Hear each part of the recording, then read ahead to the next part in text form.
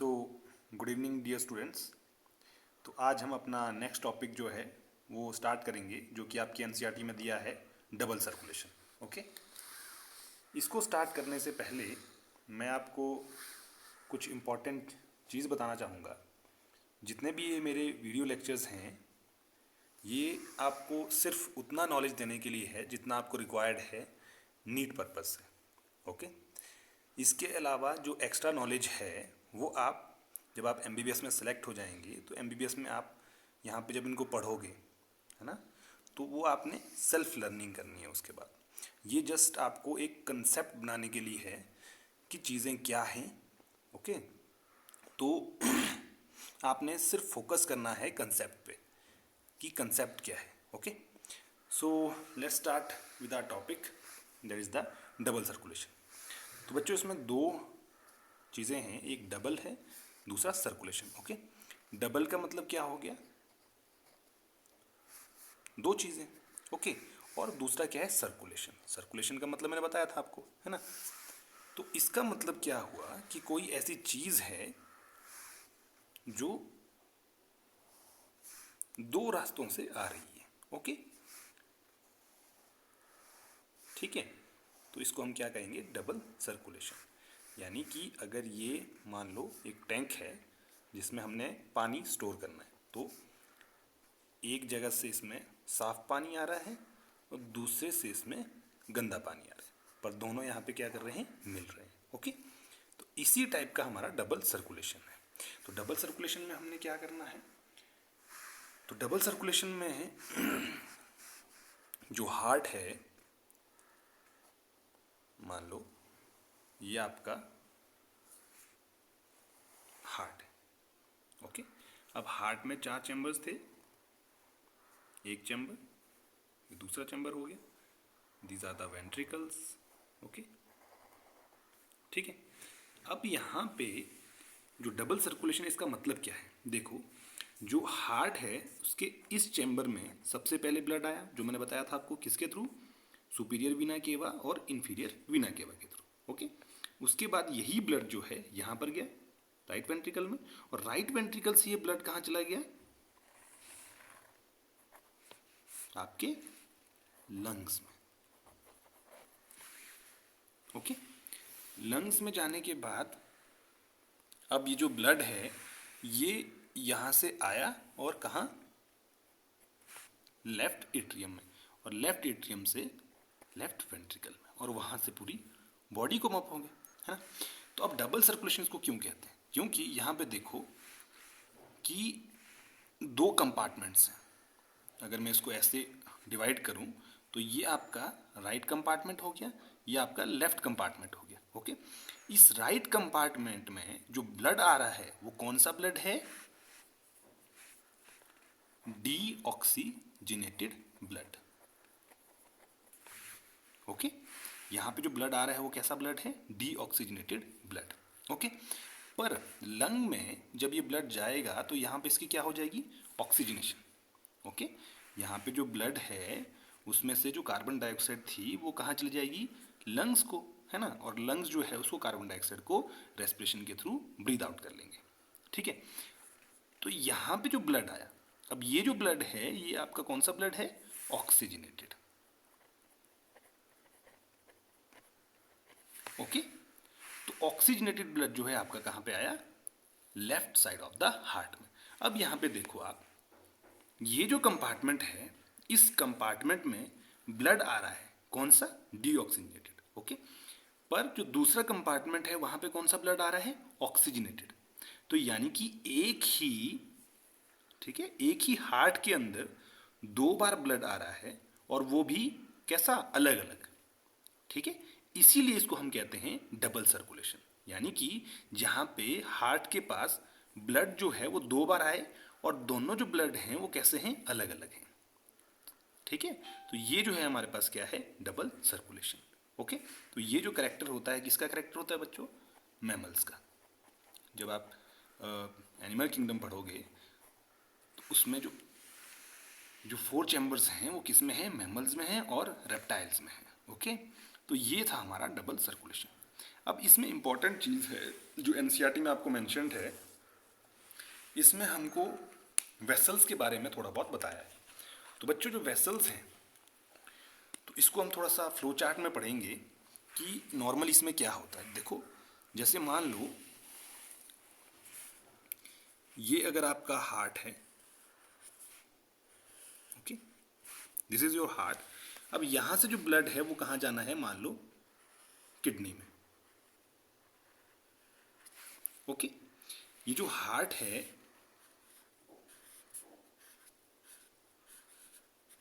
यहां से जो ब्लड है वो कहां जाना है आपका किडनी में, ओके। तो यहां से जो ब्लड है वो कैसे यहां तक पहुंचेगा वो इंपॉर्टेंट चीज है जो आपको इसमें एनसीईआरटी में मेंशन्ड है, ओके। तो इसके लिए बच्चों याद रखना कि हमको पता है कि जो हार्ट है, हार्ट से लेफ्ट साइड जो हार्ट है वहां से क्या निकल रही थी हमारे पास, आउटा, ठीक है, आउटा निकल रही थी। और यही आउटा यानी कि नीचे जो है ब्लड सप्लाई देगी, ठीक है। तो ये जो आउटा है जब ये यहाँ से हार्ट, तो देखो बच्चों हार्ट किसके अंदर है, थोरैक्स के अंदर, ठीक है, थोरेसिक कैविटी के अंदर है, ओके। जब ये थोरेसिक कैविटी को खत्म कर देगा यानी कि जब डायफ्राम से पास हो जाएगा नीचे ये आउटा जो है, तो इसी आउटा को हम कहते हैं एब्डोमिनल आउटा,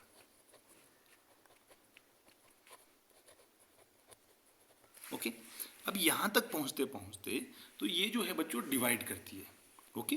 जो आउटा है वो किस में डिवाइड कर जाएगी, यानी कि जो आर्टरी है वो किस में कन्वर्ट हो जाएगी, आपकी आर्टीरियोल्स में, ओके। और जो आर्टीरियोल्स हैं ये किस में कन्वर्ट होंगे, कैपिलरीज में, ठीक है। और ये जो कैपिलरीज हैं ये सप्लाई करेंगी आपको जो ऑर्गन्स हैं, ओके। ये आपको पता लग गया। जब यहां से हार्ट से ब्लड जो है पंप होना है तो किस सिस्टम में होगा, पहले आर्टरीज में जाएगा। जो आउटा है आपकी वो एक टाइप की क्या है, आर्टरी है, ओके।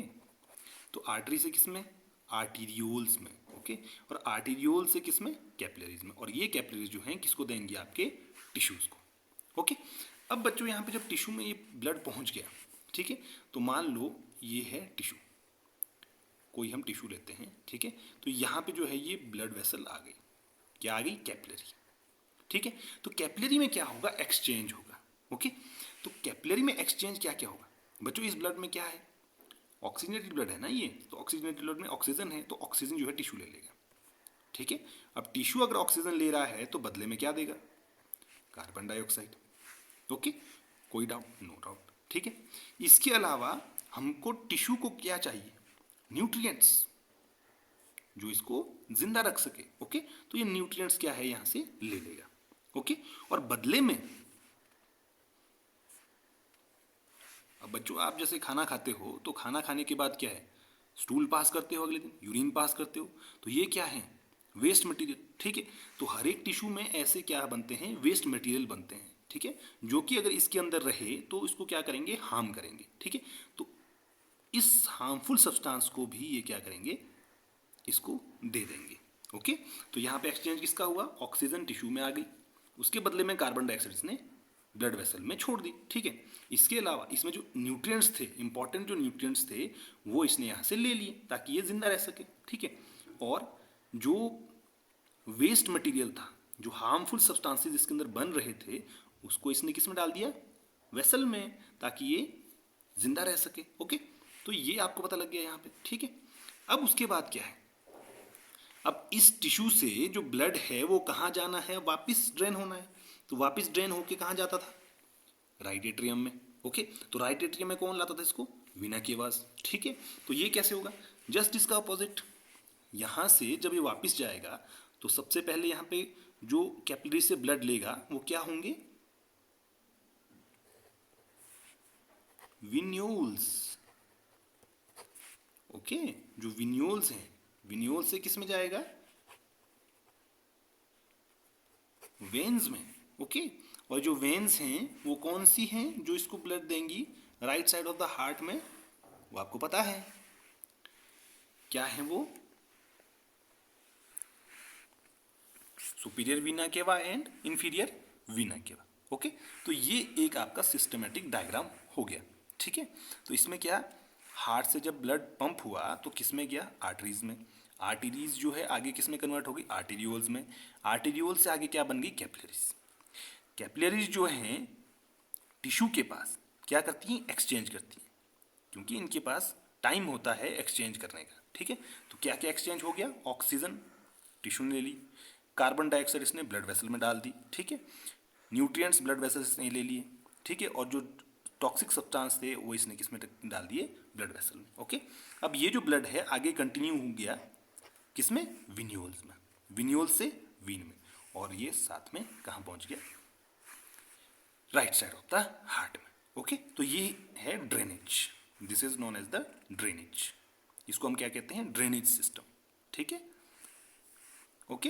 तो यहाँ से ब्लड जो है ऑर्गन्स टिश्यू तक इस ढंग से पहुंचेगा, और वहां से जो है जो ब्लड है वो ड्रेन होके कहाँ पर जाएगा, right side of the heart में, ओके।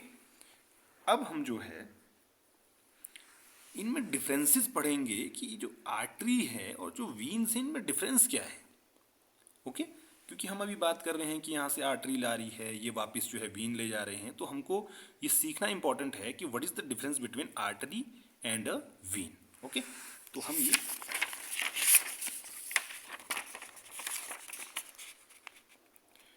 तो इसको बच्चों बताने से पहले मैं आपको एनसीईआरटी में डायग्राम ही दिखा देता हूँ, क्योंकि एनसीईआरटी में बहुत अच्छा डायग्राम दिया है और आपको पेपर में वो बिल्कुल एग्जैक्ट वैसे आ सकता है, ओके। यहाँ पर देखिए आप, ये दिया है वेन, ओके, और ये दी है आर्टरी। तो सबसे पहले तो आप पिक्चर में ही देखो कि इसमें डिफरेंस क्या है, क्या डिफरेंस है। जो आर्टरी है उसका अंदर देखो ल्यूमेन जो है कितना छोटा है, बहुत छोटा है, ठीक है। जो वेन है उसका ल्यूमेन बहुत बड़ा है, ठीक है, ये आपको यहाँ पे दिख रहा है, ओके। अब ये ल्यूमेन से क्या फर्क पड़ेगा, तो ल्यूमेन से बच्चों ये फर्क पड़ेगा, आपने फिजिक्स में ये चीज़ पढ़ी होगी कि इक्वेशन ऑफ कॉन्टिन्यूटी एक हाइपोथेसिस है, तो उसमें क्या था कि जो एरिया है और जो वेलोसिटी है दैट शुड बी कांस्टेंट, ठीक है। यानी कि अगर आपका एरिया बढ़ता है तो वेलोसिटी क्या होगी, डिक्रीज, और एरिया अगर आपका घटता है तो वेलोसिटी क्या होगी, इंक्रीज, ये आपको पता है, ओके। यही चीज तो यहां पे होगी, क्या होगी, एरिया किसका ज्यादा है, वेन का, यानी कि इसमें जो वेलोसिटी है ब्लड की वो क्या होगी, कम, ओके। और जो एरिया है वो आर्टरी का क्या है, आर्टरी का क्या है, कम है, बहुत कम एरिया इसका, तो इसकी वेलोसिटी क्या होगी, ज्यादा, ओके। ये चीज आपको कंसेप्ट यहां पे समझ में आ गया। अब हम यहाँ पे थोड़ा सा लॉजिक समझेंगे कि आर्टरी जो है आपको पंप कर रही है पूरे बॉडी में, तो इसको दिक्कत नहीं हो रही, क्यों, क्योंकि इसका तो ल्यूमेन छोटा है, प्रेशर ज़्यादा है, तो ये तो अपने आराम से चलेगी। पर द मोस्ट इंपॉर्टेंट थिंग, मान लो ये पैर है, ओके, ये आपका क्या है, पैर है, ठीक है, ये आपका जो है एक मैंने पैर बना दिया, ठीक है। अब यहां से जो है ब्लड ने कहाँ जाना है, जो ड्रेन होना है ब्लड कहाँ होना है, हार्ट में। तो हार्ट जो है ये तो बहुत ऊपर है, ठीक है। और दूसरी चीज बहुत इंपॉर्टेंट, जब ये ब्लड जा रहा है तो ये तो अगेंस्ट द ग्रेविटी जा रहा है, ठीक है, अगेंस्ट द ग्रेविटी जा रहा है। और ऊपर से दूसरी चीज जो मैंने बताई आपको कि जाना किस में है, इसने वेन्स में, वेन्स का तो ल्यूमेन बहुत बड़ा है, यानी कि यहाँ तो प्रेशर क्या है, कम, तो ये अब कैसे जाएगा यहाँ से यहाँ तक, इंपॉर्टेंट थिंग ना। अब जब इसके पास प्रेशर ही कम है तो ये तो यहाँ से यहाँ तक पहुँचना बहुत मुश्किल हो गया इसको, ठीक है। इसीलिए जो वेन्स होती हैं उनमें वेल्व्स लगी होती हैं। ये एक्स्ट्रा पॉइंट है बच्चों, ये एनसीईआरटी में नहीं है, पर आपके कंसेप्ट के लिए इंपॉर्टेंट है। जो वेन्स होती है उसमें क्या होती हैं, वेल्व्स लगी होती हैं। इन वेल्व्स की वजह से क्या होता है, जो ब्लड ऊपर चला गया वो वापिस नहीं आ सकता, इस वजह से जो ब्लड है वो अगेंस्ट द ग्रेविटी आपका ड्रेन हो जाएगा यहाँ पर, ओके। इसमें कोई डाउट, तो अब चलते हैं हम आगे। तो इसमें जो इंपॉर्टेंट चीज़ है, अब थोड़ी इसकी एनाटॉमी भी इसमें दे रखी है थोड़ी बहुत, कि आर्टरी और वीन्स में क्या है। तो बच्चों आर्टरी और जो वीन्स होती हैं वो दोनों जो है 3 लेयर से मिलकर बनी होती हैं, ओके। ये मैं 2 बना रहा हूँ, आर्टरी और वेन्स, ओके। जो 3 लेयरें होती हैं उनका नाम होता है सबसे पहले ट्यूनिका इंटीमा। इंटीमा यानी अंदर, ठीक है। जो दूसरी लेयर होती है वो होती है ट्यूनिका मीडिया, ओके, यानी कि बीच की लेयर, ओके। और जो लास्ट वाली बाहर लेयर है वो है ट्यूनिका एक्सटर्ना।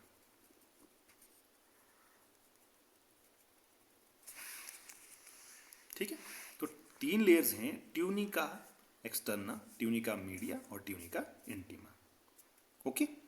अब जो सबसे अंदर जो है वो क्या है, ल्यूमन, ये तो बहुत छोटा है, ठीक है। तो ये आपकी क्या है, आर्टरी, ओके। अब जो वेन है, वेन में क्या दिक्कत है, वेन का जो ल्यूमन है वो कैसा था, बड़ा। क्यों, क्यों बड़ा है, क्योंकि ये आपका हो गया ट्यूनिका इंटीमा, ठीक है। जो ट्यूनिका मीडिया है वेन का, वो क्या होता है,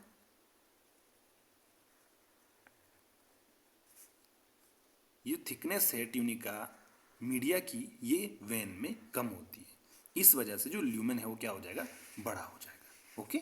इसीलिए मैं दोनों जो है एक साइज की बनाने की कोशिश की थी, ठीक है, कि साइज में डिफरेंस नहीं है, साइज जो है दोनों का सेम है, पर फिर भी इसका ल्यूमेन छोटा है, इसका बड़ा है। तो कारण क्या है, जो ट्यूनिका मीडिया लेयर है वो इसमें ज़्यादा है और इसमें कम है वेन में, ठीक है। तो इसलिए जो वेन है उसका ल्यूमेन बड़ा है, ओके।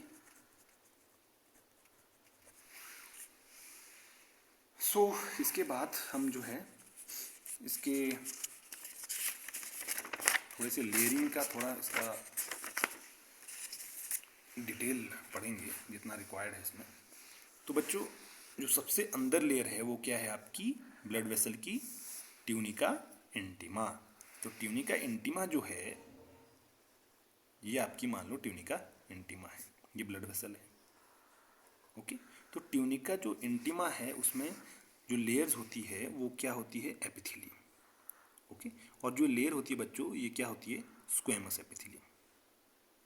तो स्क्वेमस एपिथेलियम आपने आगे पिछले जो चैप्टर्स हैं उनमें पढ़ा होगा कि स्क्वेमस सेल्स होते हैं वो फ्लैट होते हैं, okay, these are the flat cells. और इनके जो न्यूक्लियस हैं वो कैसे होंगे,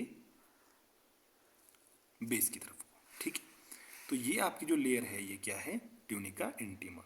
तो जो ट्यूनिका इंटीमा है इसमें कौन सी सेल्स हैं, स्क्वेमस एपिथेलियम, ठीक है। और इसी स्क्वेमस एपिथेलियम को हम कहते हैं क्या, एंडोथीलियम। तो जहाँ पे एंडोथीलियम आए तो उसमें कुछ कंफ्यूज नहीं होना कि एंडोथीलियम जो है किसको कहते हैं, squamous epithelium of the blood vessel, okay. इसके बाद जो बाहर है वो कौन सी लेयर थी, ट्यूनिका मीडिया। ये जो लेयर होती है ये मसल्स की बनी होती है, ठीक है। तो मसल जो है कितने टाइप के होते हैं वो हम आगे पढ़ेंगे। तो इसमें जो इंपॉर्टेंट जो आपने अभी याद रखना है वो कौन सी मसल्स होती हैं, स्मूथ मसल्स, ओके। इसमें क्या होती है, स्मूथ मसल्स, ठीक है। और जो लास्ट लेयर है वो आपकी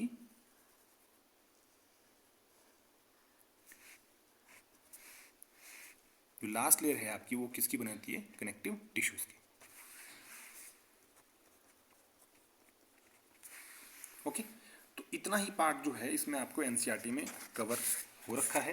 तो एनसीईआरटी में आपको मैं एक बार दिखा देता हूँ इसको।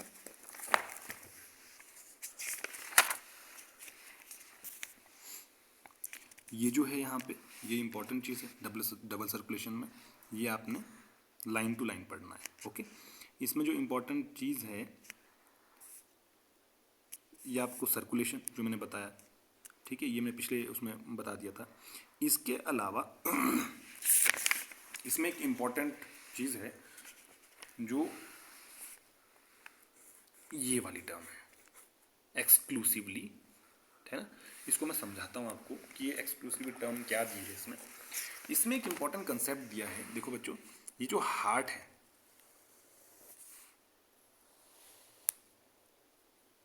ठीक है, इस हार्ट के पास अंदर ब्लड ही ब्लड है ना, अंदर ब्लड ही तो है इसमें। पर बच्चों इस ब्लड को ये हार्ट यूज नहीं कर सकता, ठीक है। अब जो हार्ट है वो कैसा स्ट्रक्चर है, मस्कुलर स्ट्रक्चर है, तो इसमें क्या होती है, मसल्स होती है, ठीक है। तो मान लो मैं इसको थोड़ा थिक बना के, ये क्या है, मसल्स है, ठीक है। अब जो मसल्स हैं उनको क्या रहना है, जिंदा रहना है, तो जिंदा रहने के लिए क्या चाहिए इनको, एनर्जी, तो एनर्जी के लिए क्या चाहिए होता है, एटीपी, ओके। पर उसके लिए क्या चाहिए इसको, ब्लड सप्लाई, ब्लड चाहिए ना, क्योंकि ब्लड से ही तो टिश्यू को सारा मिल रहा था जो हमने पीछे पढ़ा, ठीक है। पर यहाँ पे जो ब्लड है वो ब्लड ये यूज नहीं कर सकता, ओके। तो इंपॉर्टेंट चीज ये है कि जो हार्ट है उसके लिए स्पेशल सर्कुलेशन होती है, जिसको हम कहते हैं coronary circulation, okay. Coronary circulation यानी कि कोरोनरी आर्टरीज होती हैं, right and left coronary artery, जो कि इस हार्ट के मसल्स को ब्लड सप्लाई देती है, ओके। इसीलिए यहां पे आपको एनसीईआरटी में कहा गया है, a special coronary system of blood vessel is present in our body exclusively for the circulation of the blood to and from the cardiac musculature. यानी कि एक्सक्लूसिवली वर्ड का मतलब बच्चों कि ये सिर्फ और सिर्फ किसको देती है, हार्ट को सप्लाई देती है, ठीक है। इसके अलावा किसी को भी सप्लाई नहीं देंगी, ठीक है। तो ये वर्ड जो है बहुत इंपॉर्टेंट है, ये कहीं आपको एग्जाम में स्टेटमेंट में भी आ सकता है, ओके। तो इसके अलावा ये हमारा डायग्राम था जो हमने आपको बता दिया, इसमें क्या क्या चीज़ें होती हैं, कैसे कैसे होती हैं, ओके। तो इसके अलावा जो है इसमें और कुछ खास नहीं है, डबल सर्कुलेशन में बस इतना ही है। तो आज हम अपने इस छोटे से टॉपिक को यहीं पे ख़त्म करेंगे, और thanks for your watching and I hope आप सब इसको बहुत अच्छे ढंग से पढ़ेंगे, क्योंकि बहुत छोटे छोटे लेक्चर्स हैं, 10-20 मिनट के लेक्चर्स हैं, तो एक दिन में आप 20 मिनट तो निकाल ही सकते हैं, है ना। और at the end of the year आपको जो है पूरी की पूरी जो एनसीईआरटी है, जो आपकी बायोलॉजी है, वो आपको बिल्कुल टिप्स पे मिलेगी। पर आपको डेली बेसिस पे जो 20-20 मिनट के लेक्चर्स हैं वो आपको मिस नहीं करना है, okay. So thank you for your conscious listening and all the best for your upcoming exam. Thank you.